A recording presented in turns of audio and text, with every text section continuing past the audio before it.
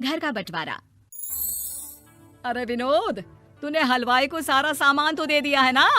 अक्षय की शादी में कोई कमी नहीं रहनी चाहिए। आखिर सबसे छोटा भाई है तुम सबका। हाँ माँ, आप चिंता मत करो, मैं पूरा ध्यान रखूंगा। मंगल बेटा, तूने तो कहा था कि फूल का ऑर्डर दे दिया है, यहाँ तो फूल पहुँचे ही नहीं। अब क्या बहू की विदाई के बाद फूल आएंगे?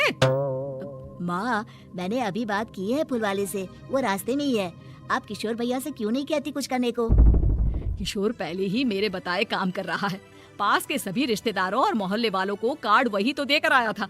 रिसेप्शन के लिए हॉल भी उसी ने बुक किया था। टेंट कुर्सी वालों को भी तो वही देख रहा है।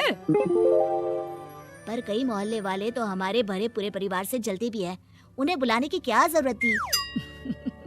बेटा, शादी ब्याह में तो बुलाना ही पड़ता है, नहीं तो लोग क्या कहेंगे। दादी दादी देखो ना, हलवाई अंकल हमें लड्डू नहीं दे रहे, आप इनको डांटो ना। अरे चैन सुख दे देना बच्चों को लड्डू, क्यों तंग कर रहा है इन्हें? बीबी जी, मैं कहाँ मना कर रहा हूँ, लेकिन लड्डू बनते ही ये बच्चे उठा उठा कर खा लेते हैं। अरे मैं तो इन्हें थाल में रख के परोस भी नहीं पा रहा। भागो, अब कोल्ड ड्रिंक पीने चलते हैं। भागो भागो, अब कोल्ड ड्रिंक पीने चलते हैं। जैसे कि आप देख रहे हैं, आज इस घर के सबसे छोटे बेटे अक्षय की शादी है। घर में बहुत चहल पहल है। कुलभूषण की बीवी कमला को फुर्सत ही नहीं है कामों से, लेकिन कुलभूषण और घर के बाकी लोग कहाँ हैं? आइए देखते हैं। अजी, आप यहाँ आराम से बैठकर गाने सुन रहे हो और घर में अभी तक इतने काम बचे हैं करने को। अरे भाई, मेरे सबसे छोटे बेटे की शादी है, इसके बाद तो मैं अब चिंता मुक्त हो ही जाऊंगा। और फिर घर में तुम हो, बेटे बहुएं हैं, तुम लोगों के होते हुए मैं क्यों काम करूं? मैं तो शान से बेटे की शादी में जाऊंगा तैयार होकर। अरे ठीक है, अब आप आराम ही कीजिए। एक बार अभिषेक की बीवी आ जाए, फिर मैं भी आराम करूंगी और मेरी चारों बहुएं पूरे घर की जिम्मेदारियां संभाल लेगी। इतना कहकर कमला वापस अपने काम में लग जाती है। बेटा भी, तू अब तक तैयार नहीं हुआ? किससे बात कर रहा है फोन पर? तैयार कैसे हूँ? सैलून जाने से तो आपने मना किया है, क्योंकि मुझे हल्दी लग चुकी है। भाभीयों को देखो, सुबह से पार्लर में है। अक्षय की शादी हो जाती है और नंदिता बहू बनकर घर आ जाती है, लेकिन इस घर की खुशियों को मानो किसी की नजर लग गई थी। नंदिता के आने के बाद आए दिन घर की शांति भंग होती रहती।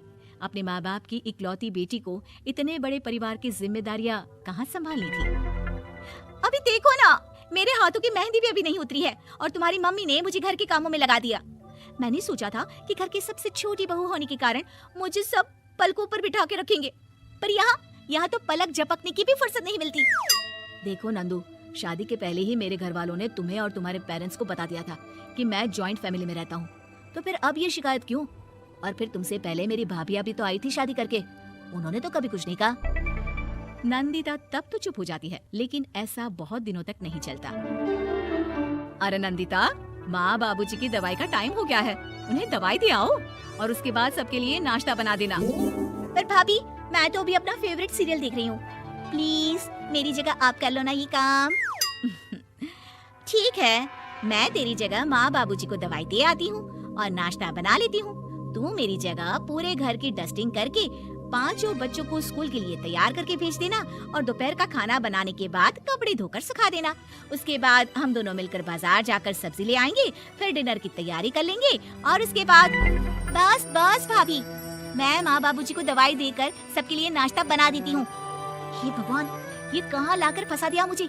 मेरे घर में तो गिनती की 8 रोटियाँ और 2 सब्जी बनती थी और नाश्ता निपट जाता था। यहाँ तो रोटियों का ढेर और सब्जियाँ बड़े बड़े पतीलों में बनानी पड़ती है। नाश्ता बनते बनते लंच का टाइम हो जाता है और लंच बनते बनते डिनर का। अभी मुझ में तुम्हारे पूरे परिवार का नखरा उठाने की और ताकत नहीं बची। मैं ऐसे नहीं रह सकती। अरे तो क्या चाहती हो तुम? मुझे अलग रहना है बस। तो ठीक है, हम कल ही शिफ्ट हो जाएंगे किराए के घर में। इतना बड़ा घर होते हुए हम किराए पे क्यों रहेंगे? ना जी ना, घर में ही दीवार खड़ी करो अपने हिस्से के आगे। घर के साथ साथ घर की खुशियों में भी दीवार खींच जाती है। ऐसे ही कई महीने बीत जाते हैं और नंदिता माँ बन जाती है। बच्चे के आने से अभिषेक के कंधों पर खर्चों का बोझ आ पड़ता है। अभिषेक का बोझ कम करने के लिए नंदिता भी पार्ट टाइम जॉब कर लेती है, लेकिन इससे उसके सर पर नौकरी, घर और बच्चे की जिम्मेदारी बढ़ जाती है। नंदिता ये क्या है? तुमने घर भी ठीक से साफ नहीं किया, ना ही मेरे कपड़े धुले हैं। चिंटू के बाल भी कटवाने जाना था, देखो उसके बाल कितने बढ़ गए हैं। अरे करती क्या हो पूरा दिन तुम? मैं करती क्या हूँ? तुम्हारा नाश्ता और लंच बनाने के बाद चिंटू को डे केयर सेंटर पर छोड़ कर आती हूँ, फिर खुद ऑफिस जाती हूँ। पूरा दिन काम करके आने के बाद बिना आराम किए बाजार से सब्जियाँ लेकर आती हूँ, घर आकर खाना बनाती हूँ, चिंटू को देखती हूँ, और क्या करूँ मैं? तो किसने कहा था अपने सर पर इतने काम लेने को? मत जाओ ऑफिस। ऑफिस जाए बिना घर के खर्चे कहाँ से पूरे होंगे? चिंटू की डे केयर का खर्च, उसके लिए बेबी फूड का खर्च, प्रेस वाली का खर्च, ये सब तुम्हारी सैलरी से होता नहीं है। अगर परिवार से अलग नहीं होती तो इतनी मुसीबतें नहीं उठानी पड़ती तुम्हें परिवार के साथ मिलकर काम करने में दिक्कत थी, लेकिन काम तो अब भी बहुत है तुम्हारे सर पर। चिंटू को भी डे केयर भेजने की जरूरत नहीं पड़ती, उसको गोद में खिलाने के लिए दादा दादी और घर के सभी बड़े होते, उसके साथ खेलने के लिए उसके भाई बहन भी होते। मेरे तीनों बड़े भाइयों के बच्चे भी बड़े हुए हैं, लेकिन बिना महंगा बेबी फूड खाए, क्योंकि मेरी माँ और भाभियाँ बहुत अच्छे से जानती है कि बच्चे को क्या खिलाना चाहिए। बिजली के बिल जैसे खर्चे भी सब मिलकर बांट लेते थे, लेकिन तुम्हें तो सबसे अलग रहने में ही मजा आता है, तो अब शिकायत क्यों करती हो? बस करो अभिषेक, बस करो।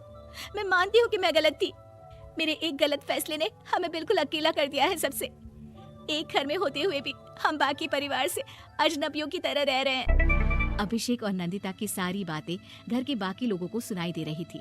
तभी कमला बोल पड़ती है, अरे नंदिता बहू, किसने कहा कि तुम अकेले हो? तुम्हारा इतना भरा पूरा परिवार है ना तुम्हारे साथ। हम तो बस ये चाहते थे कि तुम अपनी गलती समझ जाओ। अगर हम तुम्हें समझाते तो शायद तुम ना समझती, लेकिन अपनी गलती का एहसास तुम्हें खुद हो गया है, तो अब तुम समझ चुकी हो परिवार में एक साथ रहने का मोल क्या होता है। मम्मी जी मुझे माफ कर दीजिए, अब ऐसा दोबारा कभी नहीं होगा। अरे माफी बाद में, पहले मेरा पोता जरा मेरी गोद में तो दे, और तू जाकर सबके लिए चाय बना ला।